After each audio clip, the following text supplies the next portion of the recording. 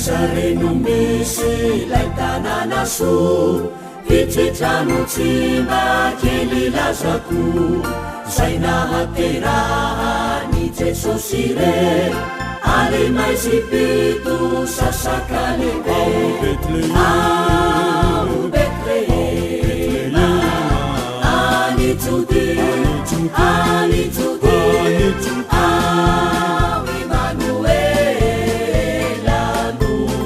teraka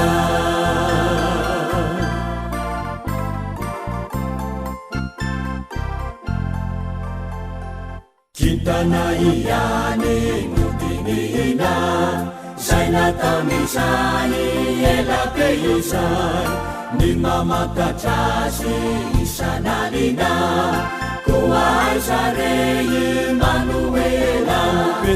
ao betlehema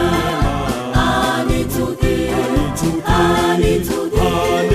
ao Emanuela no teraka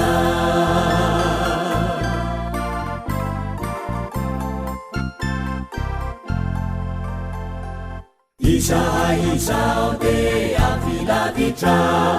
dia ahita azy nampiasasatra ka hitsaoka azy izahay anio aiza moa izy no nateraka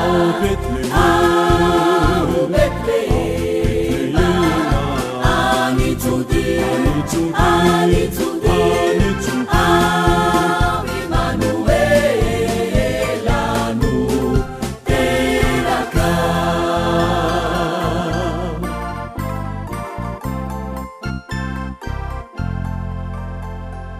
o aviry olo narehetra o